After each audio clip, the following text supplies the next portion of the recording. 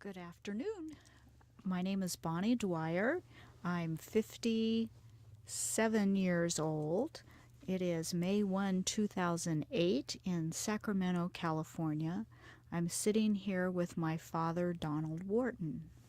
Well, I'm Donald, and my last name is Wharton, Wharton, and I live in, my age is 87, and I'm Bonnie's father. Well, Dad, we're here to talk about your childhood, and your father did not stay at home and traveled around a lot, I understand, and so you and your mom lived quite a bit with your grandparents. Let's kind of set time and place. Tell us your grandparents' names and where they lived and where you went to be with them when you were a child. My grandparents lived in northwestern Ohio, which is a farming community right out of Lima, between Lima and Fort Wayne, Indiana. My father never supplied a home for us, only when he had time in one town where he worked. He was in the construction business. After I was 5 years old, he quit coming home altogether. And so I stayed with my grandparents at their home until they passed away. What was their name? Their name was Adelaide and Samuel Cockrell. Okay. And they were mixed breed somewhat. They're, of course, all Americans. They were my grandfather was from Virginia. My grandmother was from Pennsylvania. And they met in Washington, D.C. for my grandmother's father worked for the U.S. government for a while. And it was during that time that they got married. Okay. And you said your grandfather was a street conductor in Washington, D.C.? Well, on one of those horse-drawn streetcars? That was one of his occupations. I don't know what else he had. I know more about my grandmother's life than I do his and his ancestry. Okay. He was working on the transit system in Washington on a horse-drawn streetcar going up and down Pennsylvania Avenue. And my grandmother was living in Washington, D.C., and so they must have been met in the environs of Washington there someplace. Well, then they eventually moved to Ohio. Well, they had several stops in between. I don't know whether they went back to Pennsylvania after their marriage or whether they went to Ohio. That's where the family was raised, more or less. My grandfather was kind of a handyman, and so he worked for a lot of different people. He was a landscaper. He did a lot of varied things. My grandmother was just a plain, ordinary, lovely lady that did a lot of work for the community. Whenever there's a person in need, they would call Adelaide. Mm. And so we were on call almost all the time. She could do anything and help anybody that needed help. Okay. And you said you heard some interesting stories while you were at their house. What kind of stories did you hear while you were at their house? Well, I remember mostly after I started living there permanently. For a while, I lived with my father and mother as he traveled in his work. But after I was 5, we moved in permanently with my grandparents. And we heard a lot about their heritage, why they are what they are, what they do in life. They were part of the original part of the founding work of the Seventh-day Adventist Church. And this started from a contact that my grandmother had with the Millerite movement, which was the forerunner of the Adventist Church. She met the Millerites in Pennsylvania.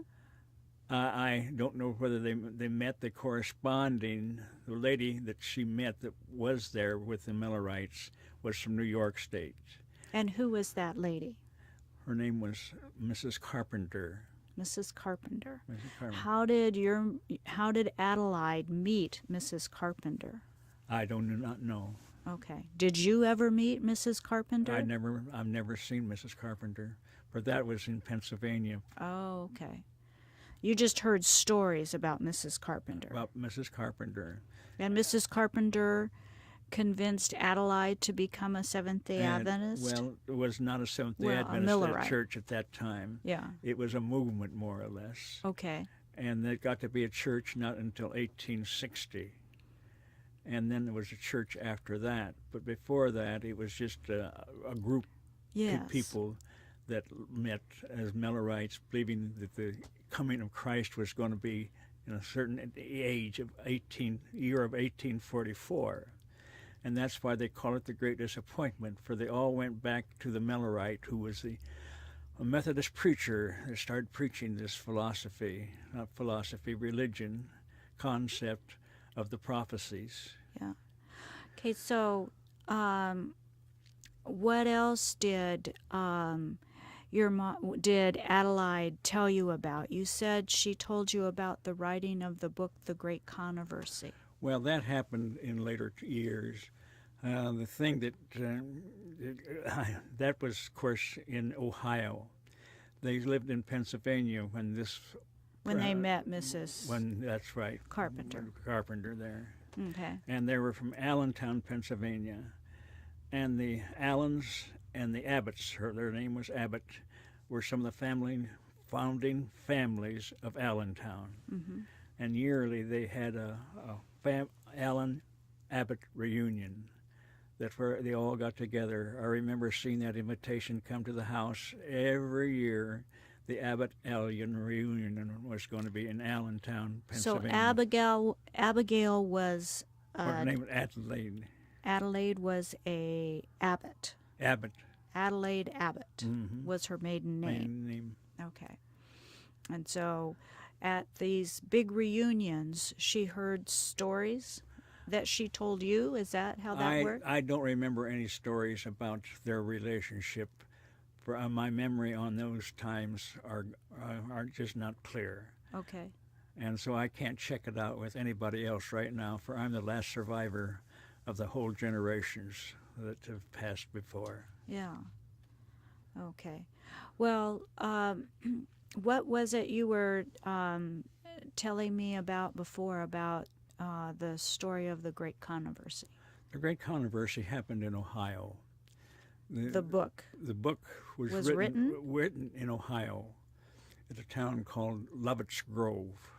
That's just north. It's another farming community in northwestern Ohio. Okay. And Mrs. White went there because she had a lot of Adventist friends there.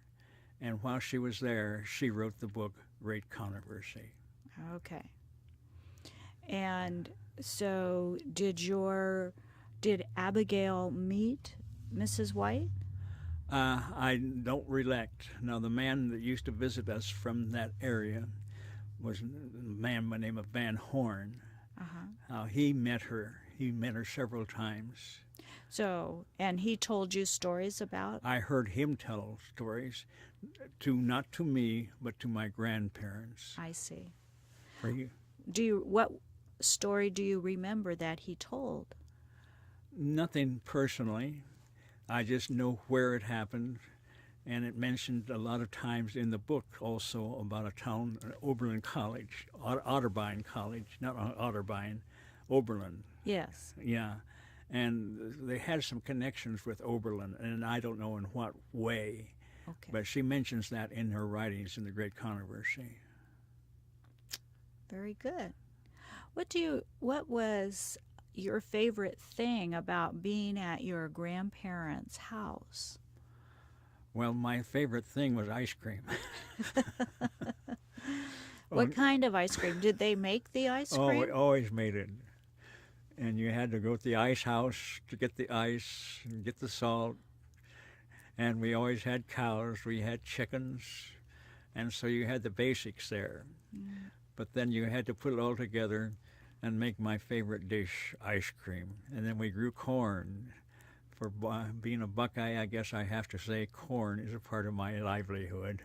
Anyway, and so that is why I enjoy corn, I enjoy ice cream, I enjoy things out of the garden, enjoy eggs, milk, and all the basic things. And you garden now, too. I still garden. I've never gardened until I retired. I remember that when I lived with one of my uncles after my grandparents died, that my job was to hoe the corn. I hated it. But anyway, I would go down, and there was another nephew that was in the same position that I was, and so we would go down and hoe corn, and we got 10 cents an hour for our work. And all the corn you could eat? well, it was still not on the stalk yet. Okay. So we couldn't participate in the bounties of life at that time.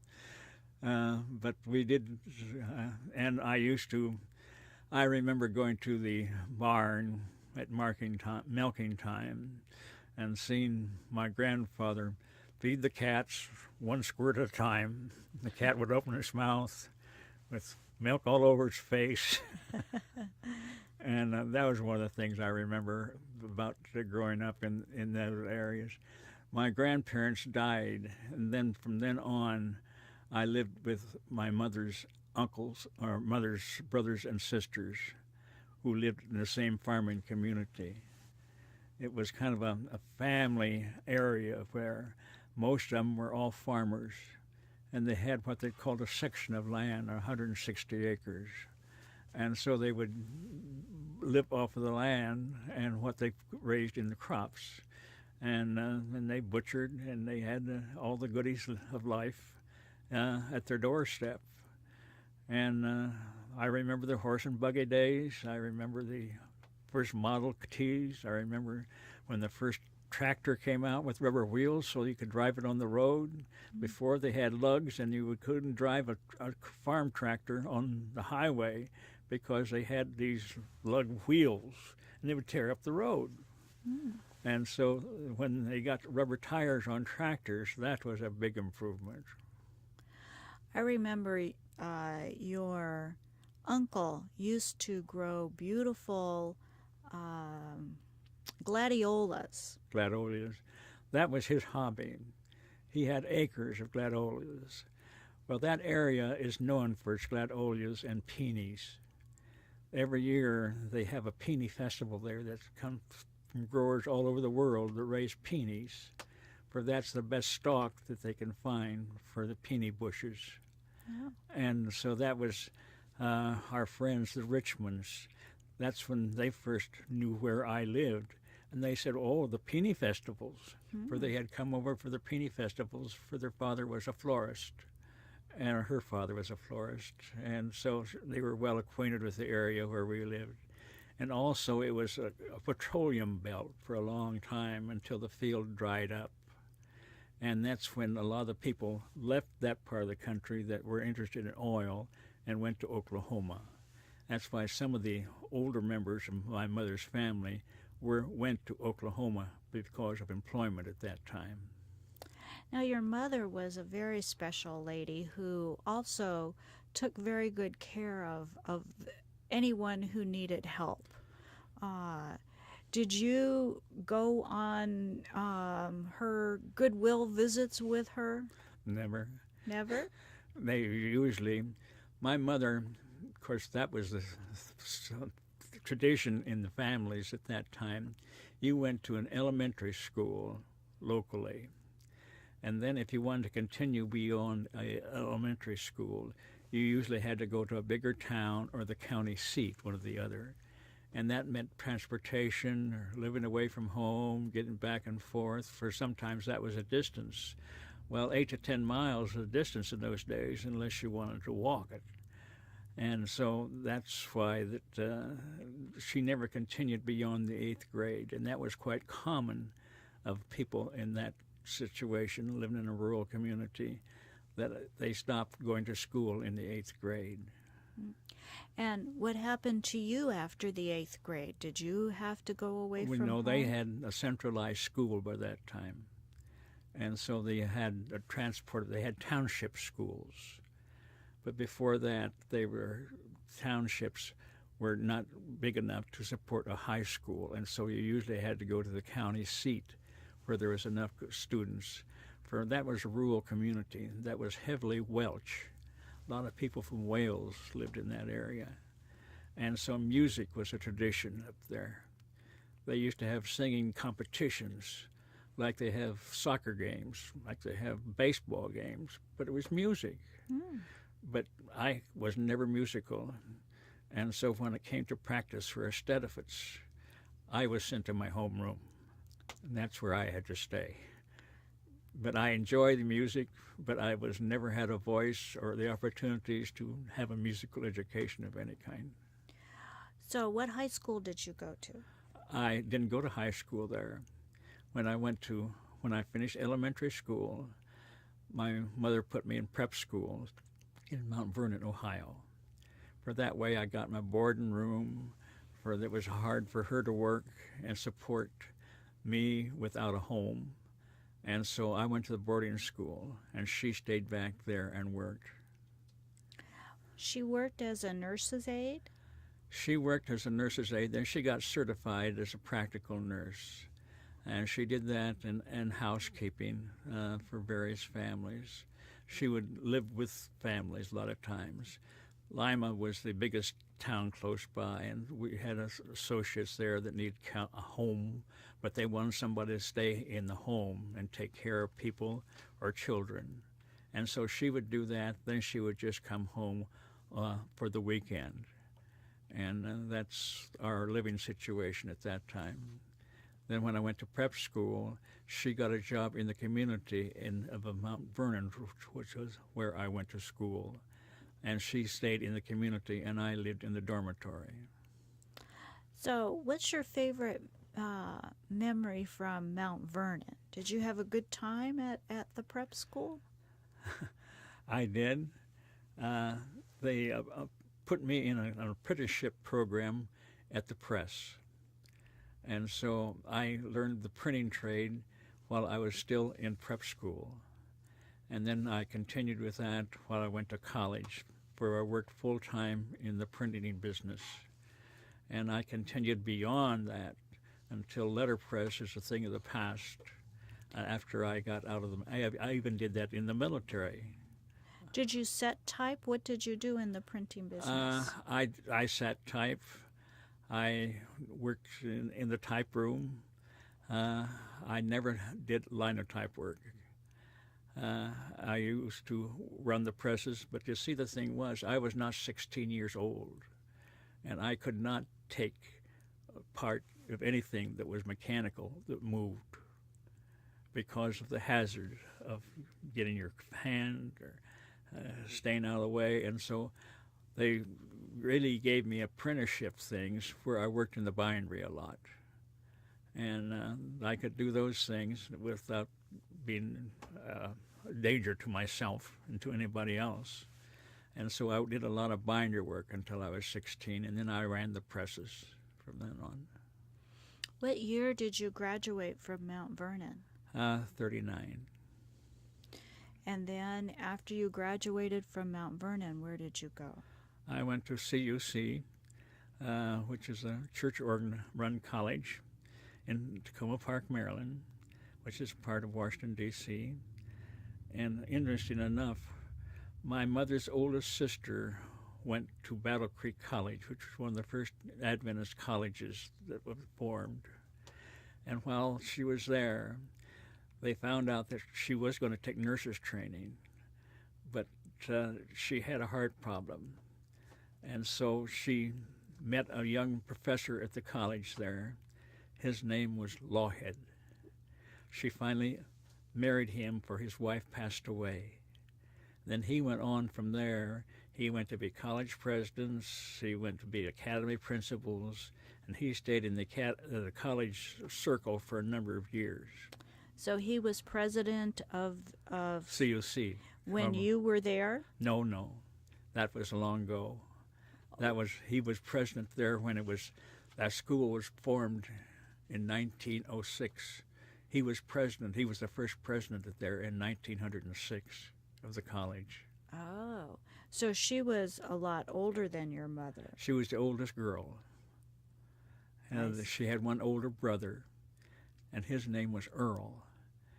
My mother was the youngest of 7 children, and Earl was the oldest. Then Edna was next, and I think James Lawhead was probably older than she was, for he was a college teacher at the time she met him in Battle Creek College. Yes, okay. Well, you have quite a history there. Go through all of your mom's siblings. You went through some of them there. Who were the rest of them? Well, her oldest brother, Earl, Okay, Earl. and he met and married a lady named Schultz.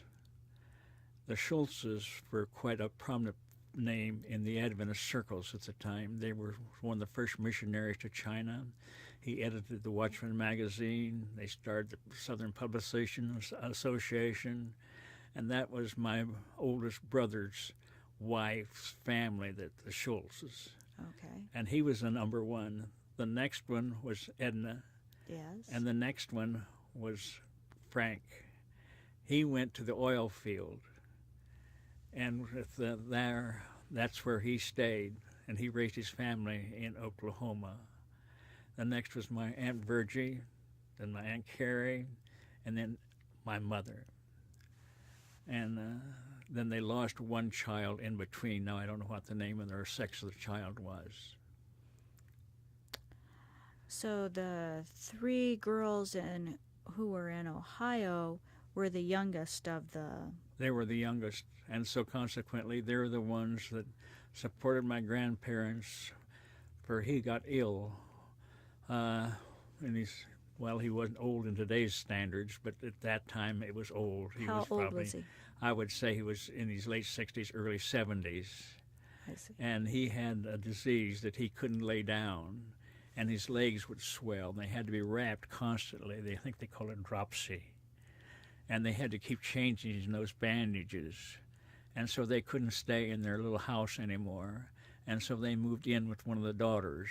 And that's when I started moving around the different homes because of housing shortages. And we all lived in one community. When you say community, I was a community kid. And all my siblings are community kids. They're my cousins, really. But it's just one big family. What is your fondest memory of your mom? Well, that is her loving kindness and willing to sacrifice and support a son, and the support of her family was overwhelming. Because she moved with you from Mount Vernon to Washington when you went to right, Washington. She did. She worked for the Washington Adventist Hospital there. And then it was while you were in Washington that you were drafted? No, I was about to be drafted for that time. I was in Washington, the year of 39 and 40 and 40 and 41, where the draft was breathing down my neck. And so the boy I roomed with in the academy said, "Why don't you come down and live with me in Parkersburg, West Virginia, until the draft catches you?" And so that's what I did. I went from college to Parkersburg, West Virginia, to live with the Howell family, and that's when I got drafted out of Parkersburg. And that's when I went into the military.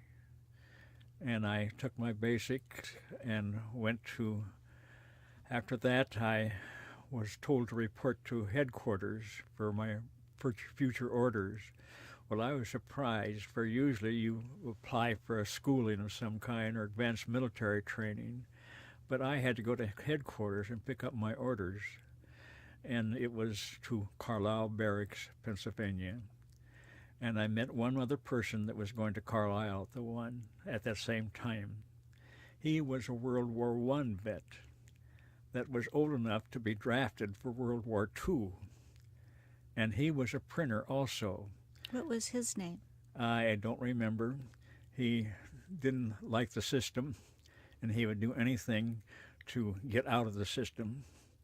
He used to volunteer as a janitor, and when he got through with his janitor work, he'd slip out the back door and go down to the PX. And he had his weaknesses of alcoholic beverages. And finally, he didn't last more than 2 or 3 months, and they gave him a discharge for the convenience of the government. I see. So you went, you were assigned to Carlisle Barracks in Pennsylvania, and that's where you met Mom. Tell me about how you met Mom. Well, Harrisburg was quite a military hub. For this was the induction center for the state of Pennsylvania. Then there was also a lot of Army bases around the area. Uniontown Gap, Pennsylvania, was the debarkation places for all the divisions going to Europe. And so all of them had to go through Uniontown Gap, and then they got the boat after that.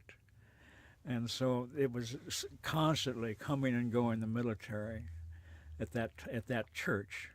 And so I went to church there, and I met Mother at church on Friday evening. And we were both lonesome kids, for I never really had a concrete home of my own. And her father had died when she was 10 years old. And she was raised by a mother with 4 children.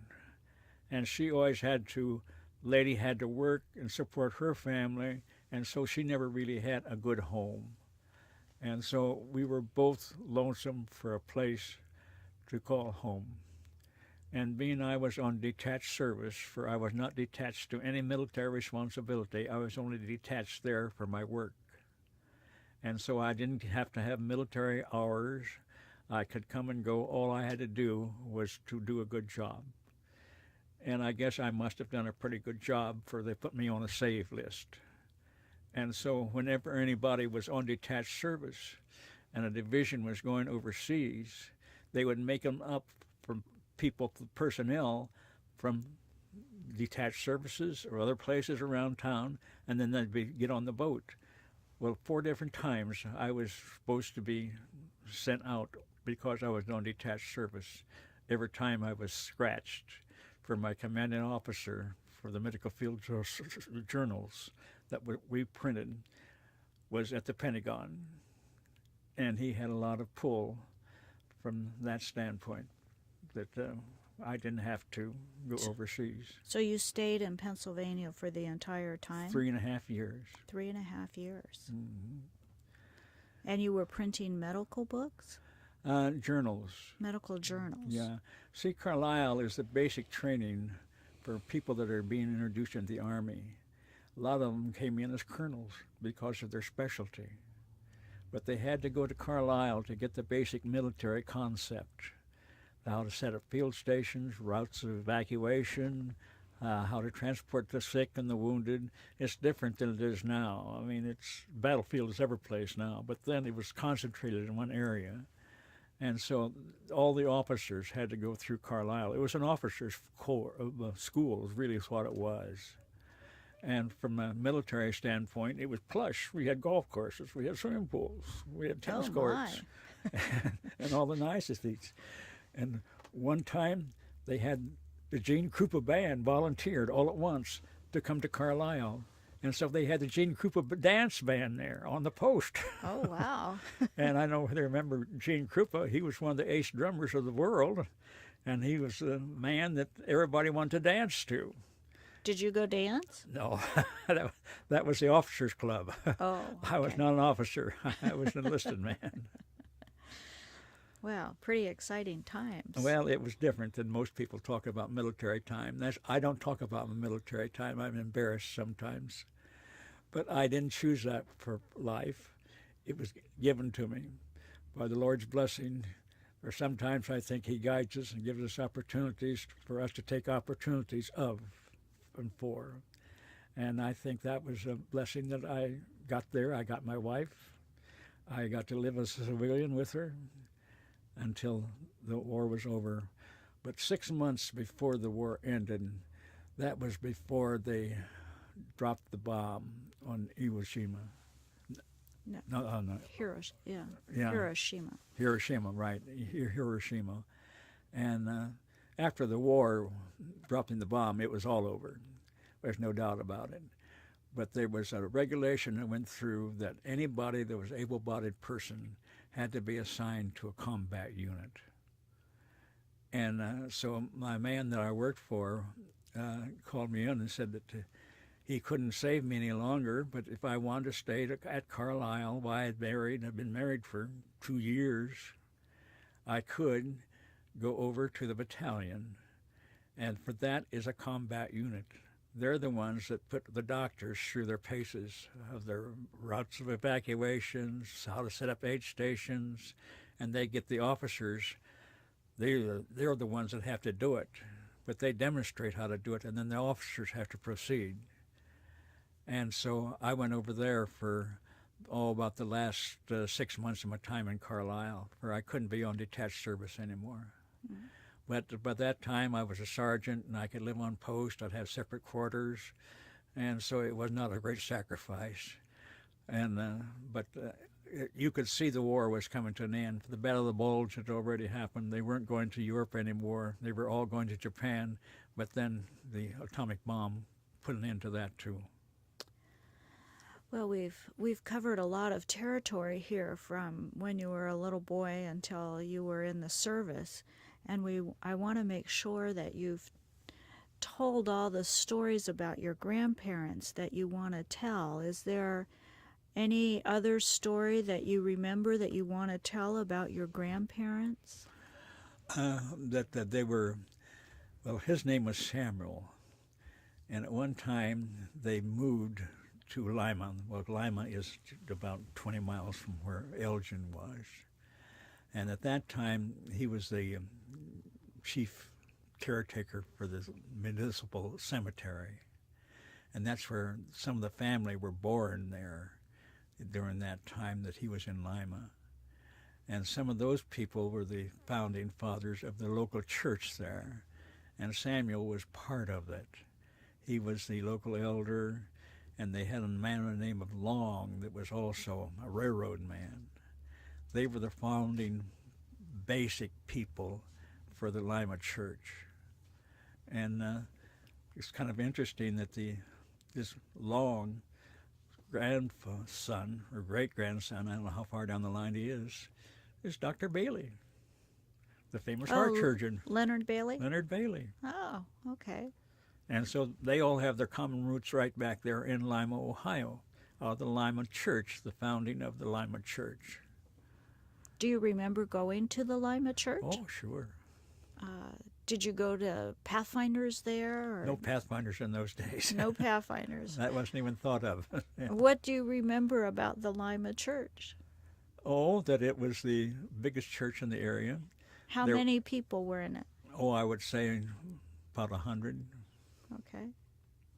But to see, the thing was, now that little Elgin church where I grew up was the fact that they only had probably about 50 members.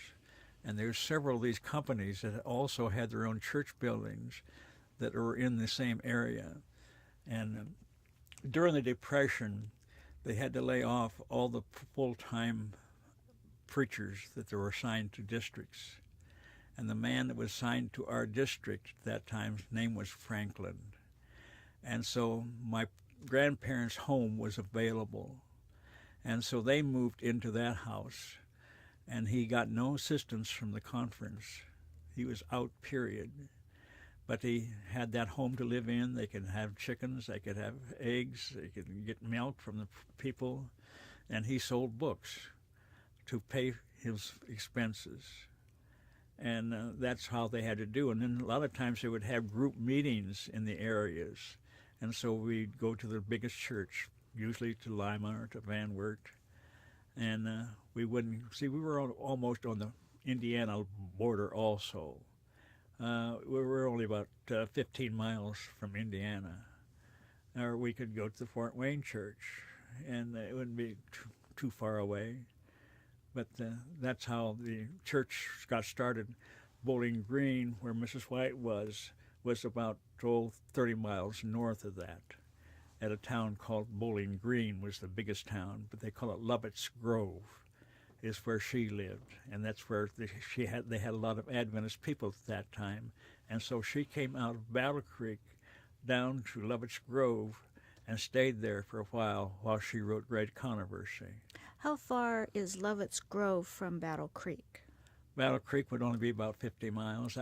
It's up in the northwestern part of the state. It'd be maybe about 60 miles, maybe. Okay. Well, because Battle Creek's in Michigan. Michigan, right. And so Lovett Grove must be right at kind of at the border of Ohio and Michigan. Right. I see. And then up there on the further west would be Indiana. Right. And so it's up there in a kind of a triangle type thing. Yes. Okay. This is very helpful.